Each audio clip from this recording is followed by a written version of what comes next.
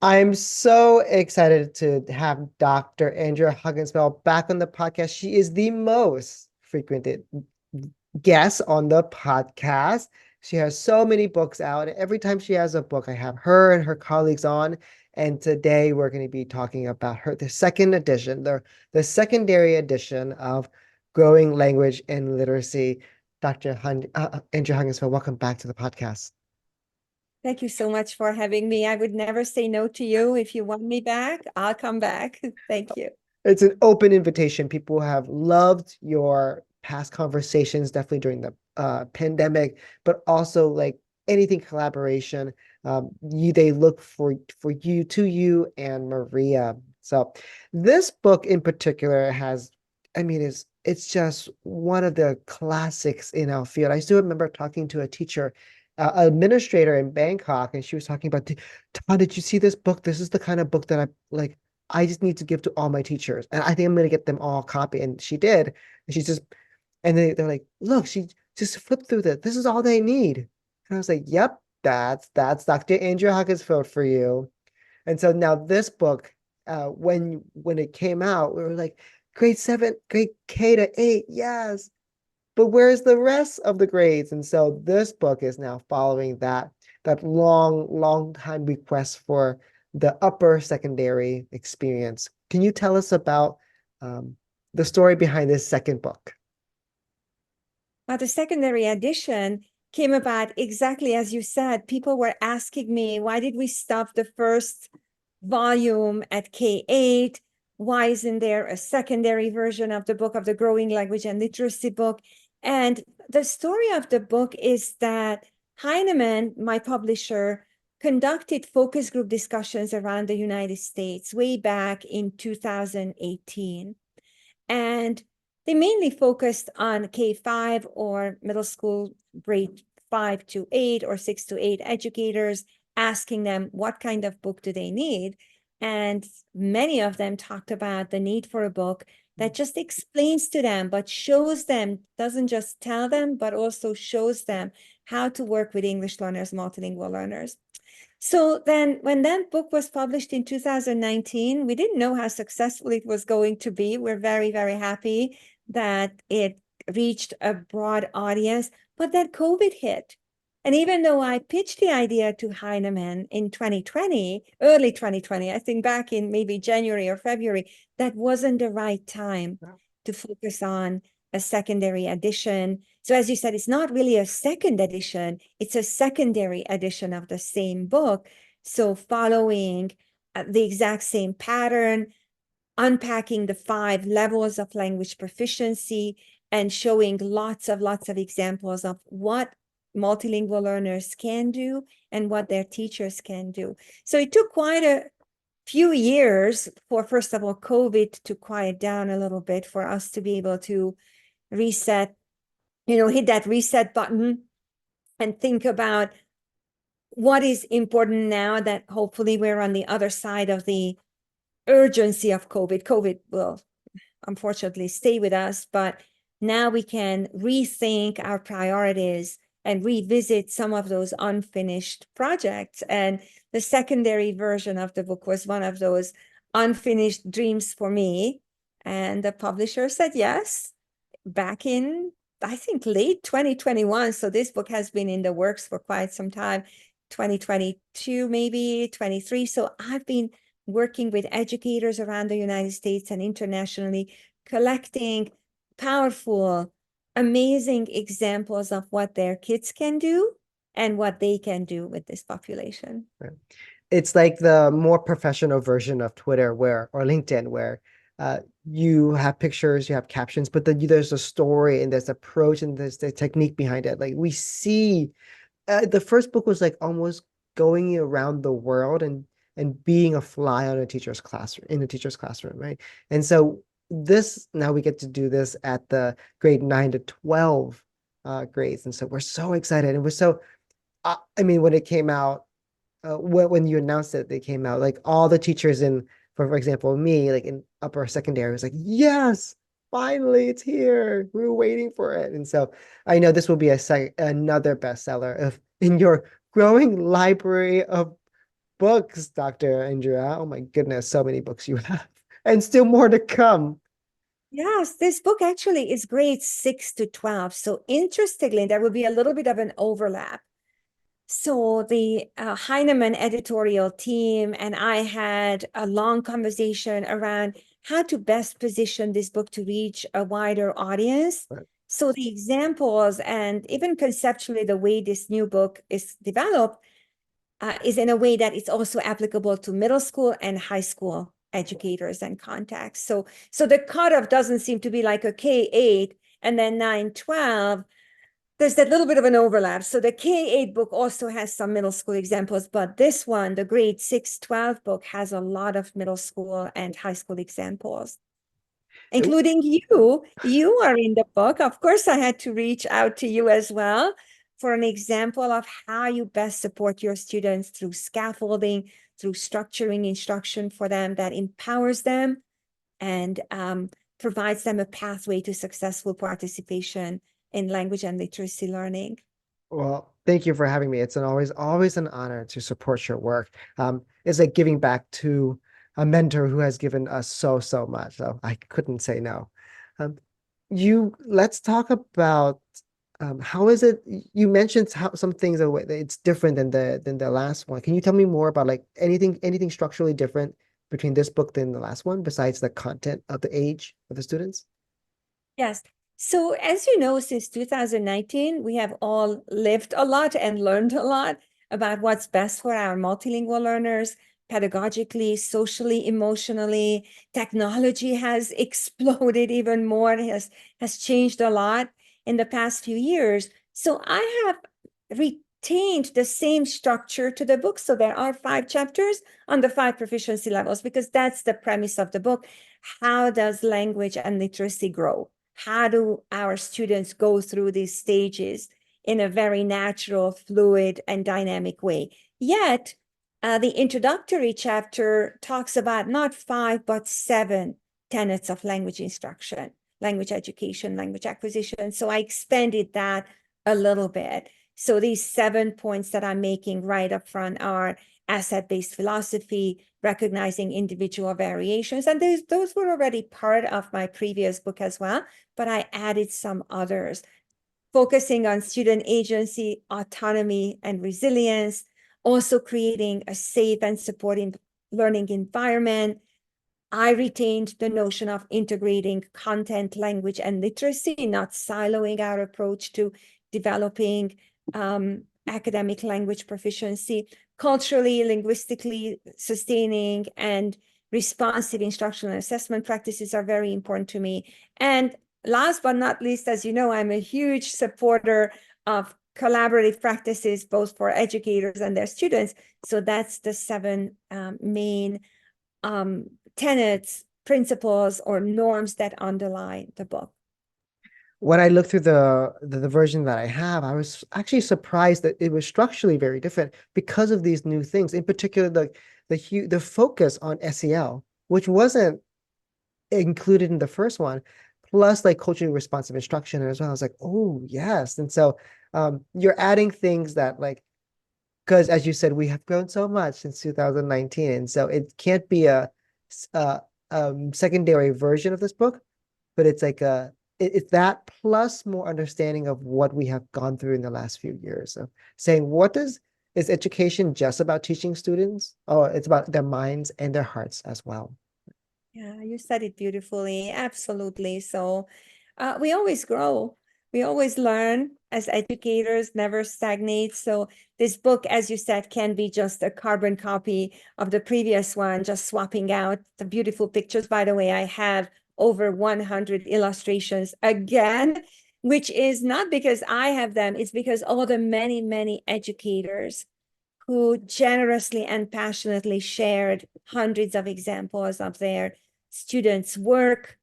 Oh my gosh, it was the hardest part of the entire book development, the manuscript development, and the book production was how to feature the educators in an equitable way, how to give a voice or amplify the voices of students and educators who so kindly shared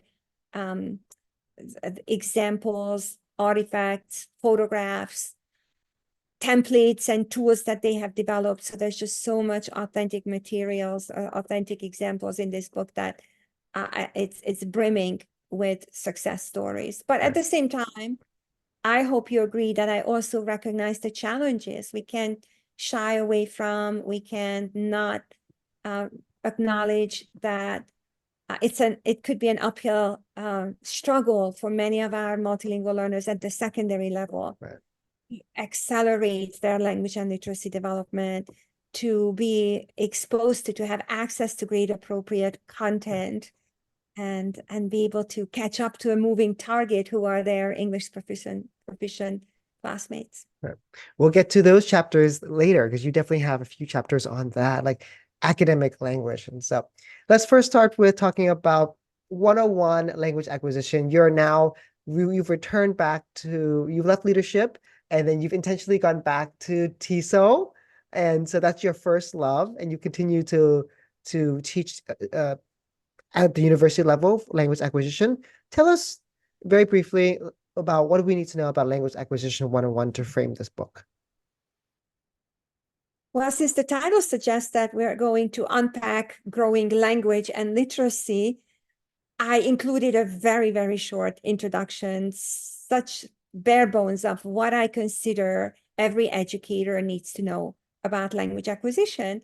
So thinking about language acquisition as a natural process that happens without much formal instruction, and then thinking of language learning as a very intentional teaching and learning cycle in an academic context, are sometimes strictly separated by some researchers or some practitioners. But in my belief, these two processes cannot be artificially separated. And I like to refer to them by a common term of language development. So recognizing that language development is dynamic, is fluid, is not a one-way street, it's not a straight trajectory. It's something that often is cyclical. Sometimes you recognize that your students are able to produce a certain type of language or complex sentences and ways of expressions. And then all of a sudden, you have to revisit some of those same linguistic features. So language development is not static, it's not linear. Even though I do have 5 consecutive chapters about language progression, I also want to recognize how dynamic and fluid the process is. So some recommendations in one chapter could not just be limited to students on that stage of language development, but we have to recognize that we're going back and forth to earlier strategies, such as scaffolding, such as offering the students some word boxes or some sentence frames, but also allowing them to authentically struggle with multimodal expression and not aim for perfection and perfectly polished sentences and final products, but inviting our students to believe in language as a tool, language as a part of your identity that you use to express your thoughts and feelings and demonstrate your understanding. So that's very brief. And if teachers want to know more, there's a course that you teach at Malloy College, University, yes. Let's move into talking about the different phases of language acquisition or the students at different proficiency. This is a huge one, newcomers. Um, it seems like a really big topic when I talk to teachers. They're like, what do I do with my newcomers? So you have a chapter devoted to working with newcomers in the secondary. So what is your recommendation there? Well, my strongest recommendation is that we have to tap into what the students already know, especially at the secondary level.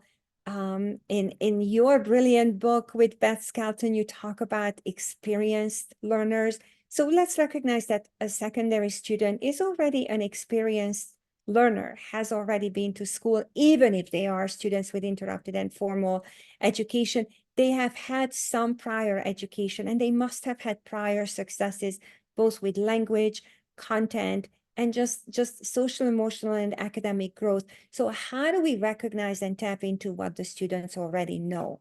not considering them they come as blank slates, but celebrating their assets, finding out their talents and passions and interests, and connecting academic learning to that. I'll give you one example. I will never forget visiting a classroom where the students were working on their zine projects. So what's a zine project? Zine is the end of the word magazine, and it originated in New York City as a solo project in which a single person writes a zine. A magazine is usually a very colorful publication with lots of people contributing to it. But a zine is a solo project. One single person works on it on their own passion project, on their own topic of interest. And there was this newcomer in this class from Pakistan who was so passionate about cricket the sport, which is not very well known, and neither is it too popular in the United States, unfortunately, because it's a wonderful sport. So this young man, a middle school student, wanted everybody to know and everybody to share his passion about cricket.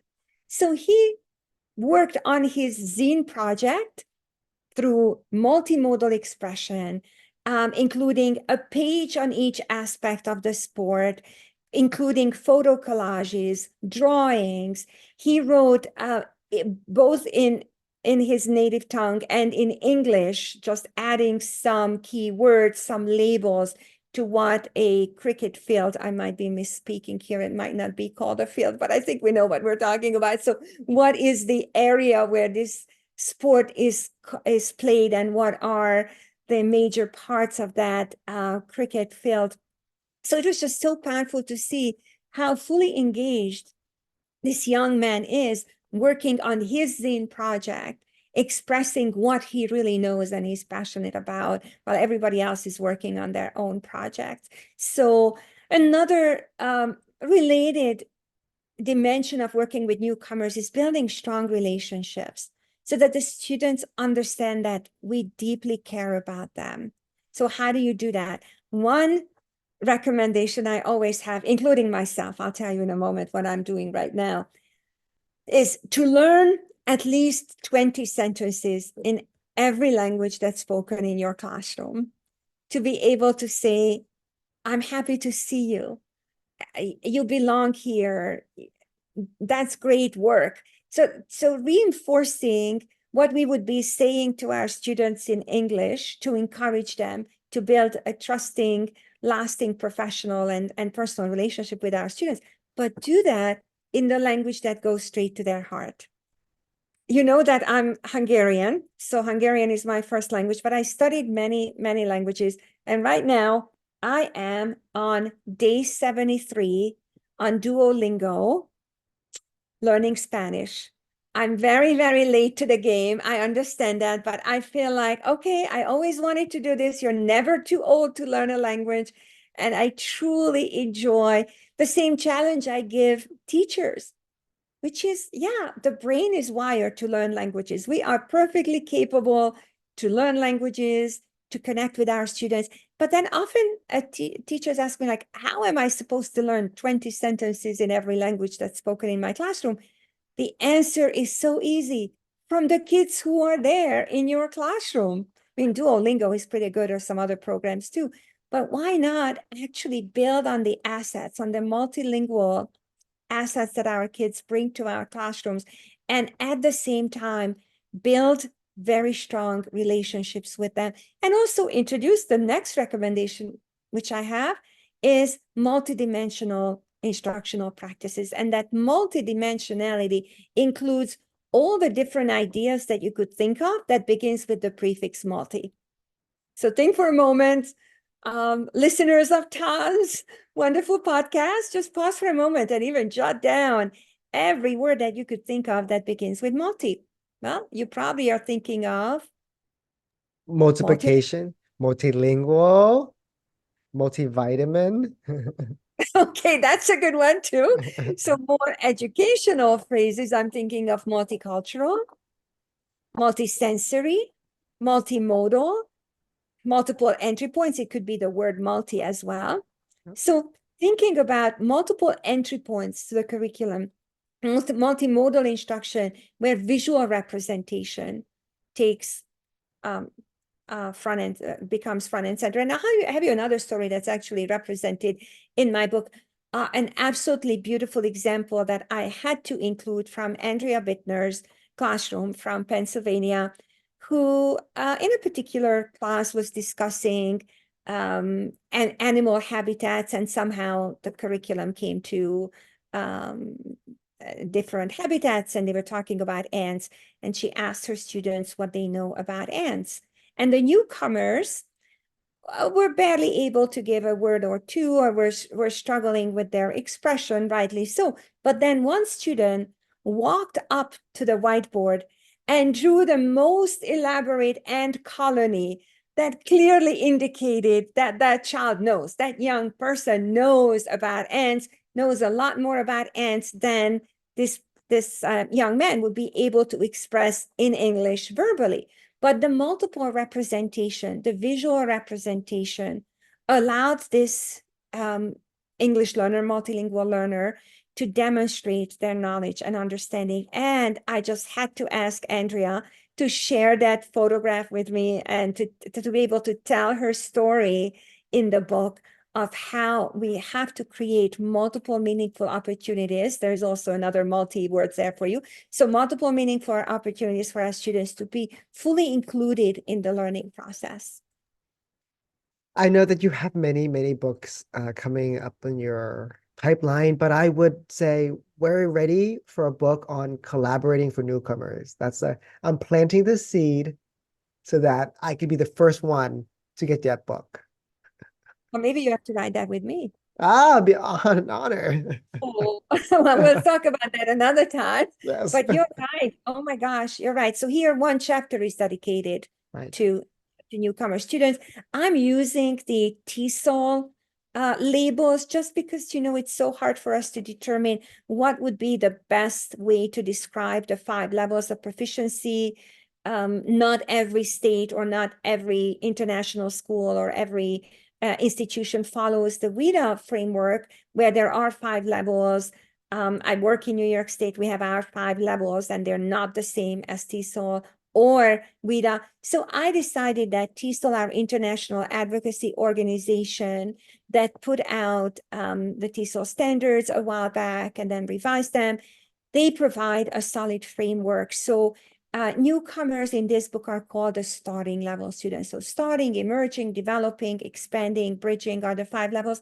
They will be familiar to all readers, even if somebody might not be actively engaged with the TESOL organization, but the 5 levels are descriptive and accessible for all readers, both in the United States and internationally. Well, there's another book for you during your sabbatical. Uh, let's talk about the next phase, emerging MLs. Can you talk about adapting verbal supports and scaffolds? So when we think about scaffolds or supports, maybe the first thing that comes to mind is something that's visual, maybe something that you put on the board, as I mentioned earlier, a sentence frame, but it doesn't have to be. It doesn't always have to be something that the students can see. We could very easily, in the moment, offer what I called adaptive verbal supports for our students. And there are many dimensions to this practice. They include modeling, but modeling verbally, adding redundancy to our speech. So repeating, but repeating in a way that rather than using a lot of pronouns, we reintroduce those nouns into our sentences, or restating what the student said in more academic discourse. And I'll give you an example in a moment, or extending an opportunity for our students to elaborate what they have just said with a little bit more. So eliciting more verbal output from our students. So for example, one very frequently utilized verbal scaffold that most educators do is thinking out loud and modeling for our students what it sounds like when we are reflecting on something. So inserting sentences like this into our presentation. Let me think about that for a moment. Or showing our students verbally how to summarize. For example, we could say, so far we have discussed this and this and this. So this way the kids, the students get a little bit of a verbal break. They also learn these academic conversational turns, these talk moves about how to engage in academic discourse without being overloaded with academic input. But the recasting is a really important dimension of this kind of adaptive verbal scaffold, because you probably can give a million examples of this too, Tom, but the one that really comes to mind for me is when students know exactly what they're talking about, but they're not using precise academic language. So for example, the student says, the number on the top is bigger than the number on the bottom. And in this mathematical classroom, we know that the student is talking about improper fractions, but they're not naming the parts of that improper fraction. So the recasting would sound like this: you are right. So we're affirming what the student said. You are right. But rather than repeating what they said, so we're not going to repeat that the number on the top is bigger than the number on the bottom, but we're going to say the numerator is bigger than the denominator in an improper fraction. So now you're attaching verbal scaffolds to what the student already developed conceptually. So they know the math. Now we're going to make sure that they also know and use the matching academic language. That's a really great example because I think of all students who, what my emerging students, they often like to use the word this and that here and there. And it's like, do you mean cyanobacteria? Do you mean the trough? Do you mean that it increases, decreases? And so that lovely example of just recasting and saying, yes, you're right. This is what you're saying. Let's just use the content specific words we just learned in class to talk about what you just said. Instead of saying this, we say a cyanobacteria. Instead of saying that, we say tertiary predators. Yeah. That's so And helpful. while you're doing that, you're also affirming that they are cognitively at that secondary level. So you're affirming that they are developing academic content, academic understanding, they are growing conceptually, but we also have to support them to grow linguistically. Right. You know, so when I saw the term adaptive verbal supports, I was like, oh, is this about oral language literacy? Can you tell us about the importance of oral language development for MLs? Oh, so very important. Absolutely. While we want to aim for literacy, we want to make sure that the students read and write academically, that they can express themselves formally in a way that prepares them for academic success. But we can't do that without foundational skills, without an opportunity to practice oracy. Oracy is sometimes the stepchild or the forgotten dimension of literacy. So very important for us to create multiple meaningful opportunities where the students just spend time meaning making, co-constructing meaning, not fitting everything and anything that they say into sentence frames. I know we're going to talk about sentence frames too, and they have a very important role. But oftentimes we need to give opportunities to our students to express themselves without the fear of making mistakes, without the fear of fitting all their ideas into um, prepared or predetermined frames, sentence starters, paragraph frames, and so forth. So oracy serves the purpose of self-actualization, self-expression. It's also a pathway to meaning making, because when you and I talk, we go back and forth. We support each other's ideas. We ask questions, we clarify, we add another dimension to our understanding. Maybe we sometimes summarize, like, so far we have talked about this, but next, let's talk about something else. We make connections. You know, this really reminds me of what I've heard in a workshop recently. So this kind of oral interaction prepares us for literacy by actively engaging in meaning making, almost like an oral rehearsal opportunity that we start expressing our ideas before we have to commit them to writing. Right. It's like what James Brighton said that uh, reading and writing float in a sea of talk. And so I see um, or oracy as like the mortar between the bricks of a house. Like Like you can't have a house without bricks, but the thing that makes the bricks stay together is the mortar, and that's the language, and that's the spoken language between students, and using that to process content to communicate ideas. And so it's so easy, and it's great for formative assessments as well. Definitely. Let's move to what you talked about with sentence starters and frames with developing MLs.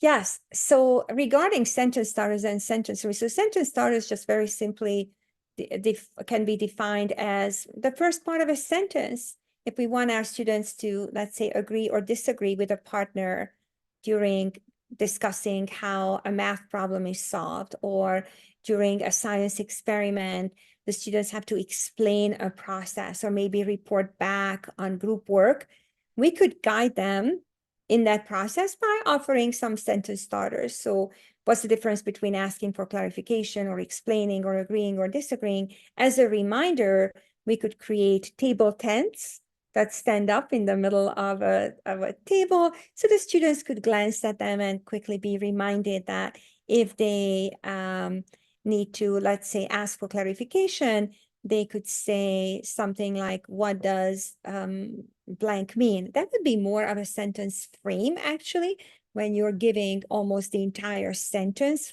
make it readily available to the students. A sentence starter is often just the very first word or two, such as when you want to explain your thinking, you could say something like, I solved the problem by, and then the student will finish that sentence. Or the strategy I used was, or the approach I used was. So these are sentence starters.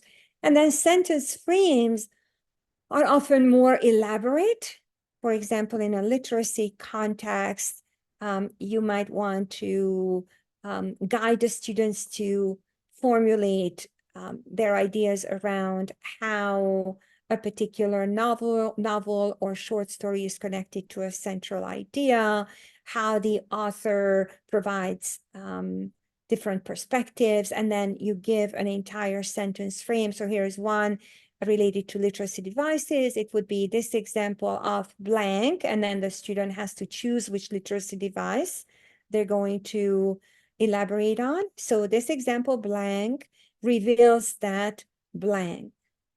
So what's really important about these sentence starters and sentence frames, that they shouldn't restrict or limit students' thinking into these prepackaged formulas. Formulas are important. Formulaic writing is important to acquire the foundations of a genre. But at the same time, we also want to ensure that students are learning to authentically express themselves. So the bottom line is a good balance, a good way of explicitly teaching genre-specific academic language use, and sentence starters, sentence frames are really powerful for that. But at the same time, once those foundational skills are acquired, inviting students to use multiple modes or ways of expression so that they could find and we could amplify their voices.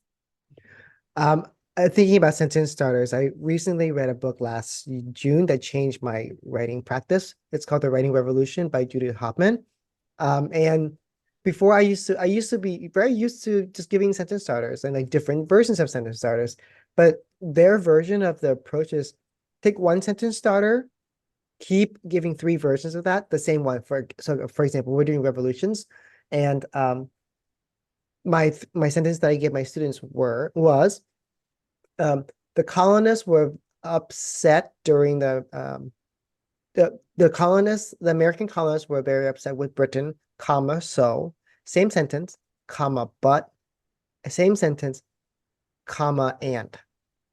And so Love it. now it's that same sentence, but now students they have a cause and effect. They have a comma and, so they're showing the multiple reasons why, and they're showing a comma but, like a contradiction or like a compare and contrast. And with that, just that has changed my approach to teaching sentence. We're using sentence starters where sentence starters used to be just answer questions, like multiple questions with sentences giving you at the beginning. But now students actually have to think about the sentence structure of it. So, and then now I use like subordinate conjunctions as well. So I'll go, although the colonists were, although the American colonists were upset with the king, comma. So now students have to use that concept of although at the beginning and finish that sentence with the content. And so I just wanted to add what you were saying. That's a great way to use sentence starters. Absolutely. And if I could just further build on what you said, those kinds of academic words that you can draw a picture of, like therefore or despite. How do you draw a picture?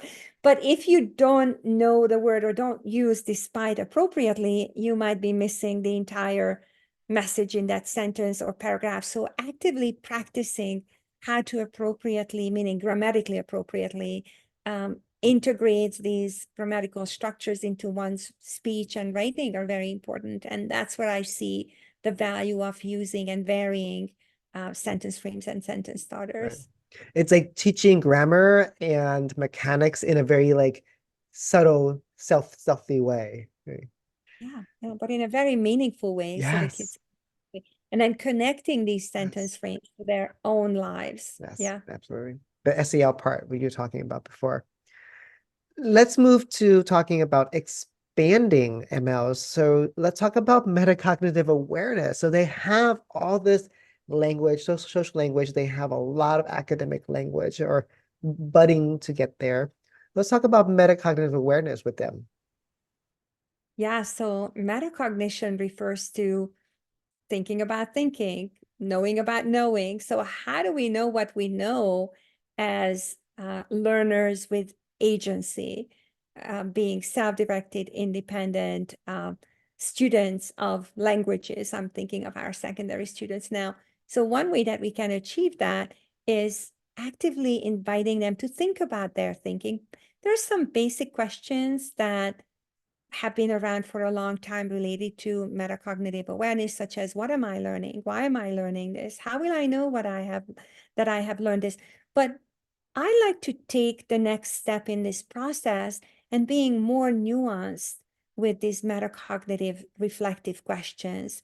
So, what am I learning is really an important question, but let's also ask our students to reflect on how can I articulate those goals in my own words? Because if it is not internalized, if they're just repeating maybe the goals or the objectives that are on the board, yeah, that's there, that's visible, that's accessible to the students. But for metacognition to be internalized, they also have to internalize the language that's connected to those types of thinking. The same way, why am I learning this? Yeah, that's a good question. But inviting again our students to focus on relevance and relational connections. So, what are my needs, my current needs, my future goals? Especially secondary students, when they ask you, why are we doing this? Why are we learning this? When am I ever going to need this? Right? You've heard that before. You probably heard that many times. So inviting them more specifically, not just like, why am I learning this? Why will I ever need this? Or how will I ever need this? But immediately let's invite them to do the heavy lifting of making real life connections. Whatever you're learning today about a particular topic, how is that going to connect you to today's world or your future life that you are building for yourself? And then how will I know what I have learned or that I have actually learned it? That question can be better connected to self-assessment and reflection. Our secondary students, our teenagers are very reflective and very critical, right? If you work with this population, I have 3 of these boys at home in my own house, so I know that they have an opinion just about everything and how wonderful it is to be an adolescent when you truly know everything about everything. But we have to invite them to also become reflecting around where are some possible gaps in their learning that they could still look into, and how can they show others in multiple ways what they already know, rather than just simply claiming that, yes, I know, I've learned it, I've read it, but how can we demonstrate that in different ways? And that's where visual literacy comes in. That's where digital literacy, makerspace education, creativity, lots of different ways of authentically demonstrating learning can come in. And our students are very, very creative. I think they certainly live in this digital world where everything is available to them in so many different modalities. And they're no longer just consumers that's out there. They are definitely creators of digital content, of visual content. So why not infuse that into our teaching as well? So I'm hearing metacognitive as setting a context for saying like, why are we learning this? What's the relevance of this? And um, more importantly, I think equally importantly, it's about having students become independent of us. Our MLs come to us as newcomers. Many of them come as newcomers, and they latch onto us, and we latch onto them because we love supporting them. But some of them um, develop learned helplessness, where Yeah. they don't internalize that we're teaching them strategies, and those strategies can be used in different contexts. So metacognitive awareness is saying like, how can you, now that I taught you this, how can you use this in the future? Or like, okay, so now that you know more complex sentences, starting with like even though or although, now that you know, now that I taught you how to combine sentences, how can you use this in another class besides my class, right? Or Yeah. why would we want to communicate instead of two short sentences, one more connected sentence? Right? And so now students start to realize, oh, he's not making us do this just because it's a lesson or it's English class, but he wants us to be actually a more communicative, more sophisticated communicator of English. And so that's what I see as metacognitive awareness. It's helping kids, it's helping multilinguals become super independent and by owning the strategies. And I'd love to connect this to metalinguistic and metacultural awareness as well, because metacognition has been around for quite some time for all learners, but raising awareness about our multilingual learners' unique needs, why not add metalinguistic awareness when we think about language, when we invite our students to conduct mini linguistic analyses? So this is how you use adjectives in Spanish. In Spanish, adjectives come after the nouns. But in English, you have to put your adjectives before a noun. So now we're doing some kind of deep thinking about how languages work, how they have the same function, the same purpose. We're going to describe a particular object or experience by using adjectives, but languages use different approaches to achieve the same goal. In a similar fashion, inviting our students to think about culture in that metacognitive way, and that could be referred to as metacultural understanding or metacultural awareness, is so important, as many of our multilingual learners, whether it's in the US or in the international context, traveled across borders and boundaries. And those cultural borders and boundaries are often quite challenging, but also eye-opening and miraculous and wonderful for our students when they need to understand how to hold on to and take pride in their own cultural heritages and identities. But at the same time, when you live in a new culture, you need to understand the dynamics of that culture and how to be a productive member of that culture and a non-judgmental, non-evaluative member of that culture.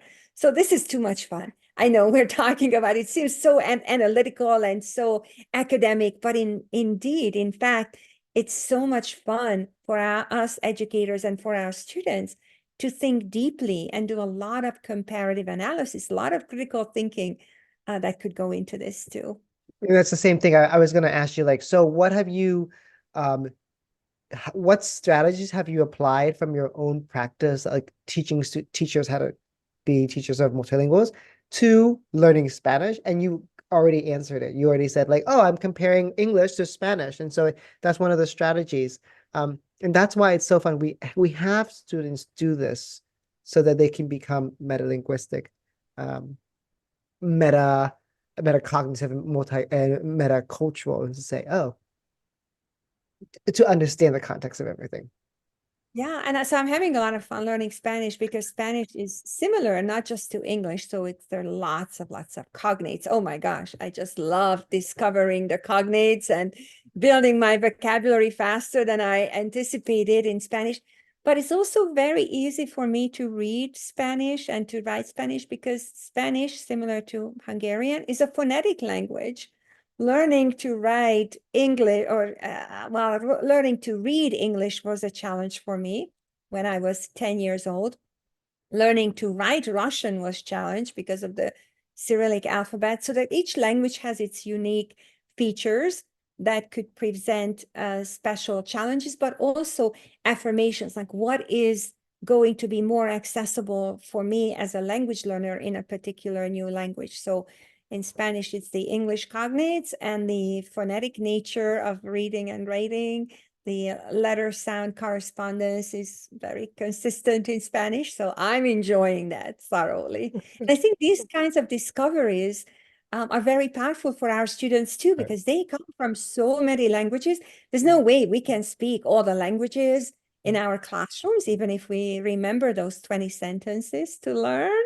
But we can engage in these kinds of comparative discoveries. We can invite our students to be language detectives Right. and look for linguistic features that just gave them those aha moments or affirmations about learning a new language. Linguistic detectives, how delightful that becomes. Learning becomes a like a mystery to solve. And it can be joyful. Yes, it is hard and it is going to take time. We're not kidding about that. And we're not sugarcoating it. That since the whole book describes language learning and growing language and literacy, it takes its course. We know that. But the journey could be joyful. So that's what I'm promoting here. So let's go to the joy of working with bridging students who are at the end, at the highest level of proficiency. They seem to struggle with transitioning from social to academic language. Can you talk about what can we do to support them? Yeah, so our bridging level students at that higher level of proficiency, highest level of proficiency, pretty much can explain anything and everything we want them to explain in their new language, which in our case right now is English. Yet, and I'm not saying but I'm saying yet at the same time, they could benefit from additional modeling. The modeling, I'm going to just give you the first set of examples. The modeling approach could be further refined when we think about task modeling. So being very clear about the expectations and breaking down, let's say, a writing task or a writing prompt to ensure clarity and to continue to raise that metalinguistic and metacognitive awareness. So yes, you could just assign a writing task to a student at the highest level of proficiency, and then they will produce a page. But we want them to produce a page or two of very high quality, more thoughtful academic language. So we can also model the process in which we are putting ourselves into our students' shoes and actually show the way we are having that good Carol Dweckian struggle with reading, how you might start a sentence a certain way and then you go back and change that. That's not expressive enough. Or it's not connecting to the previous paragraph enough. So you are showing, you're allowing a sort of a window into your own thinking, into your own process of producing complex academic language. Another way that we could think about modeling is product modeling, showing them a final product, setting the expectations high. Because if we set the expectations here, that's exactly how far or how high our students are going to aim. But showing them, challenging them with this big picture idea that this is where we're going with this work. And you can live up to that expectation. And let's not forget about continued support through linguistic modeling, making those explicit connections. This is how you say it in English, but this is what it's going to look like when you write it down.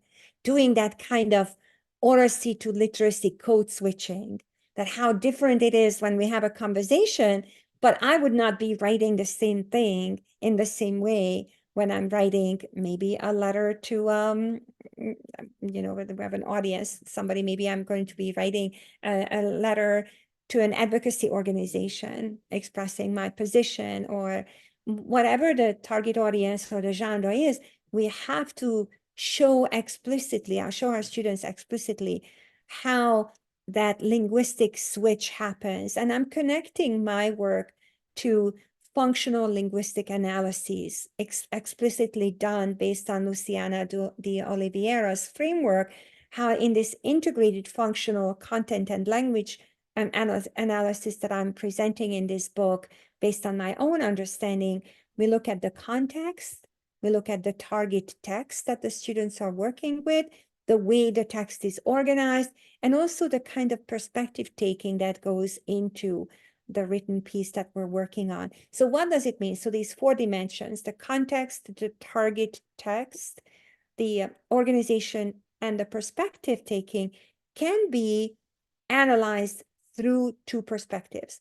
One is the content and the other one is the language-based analysis.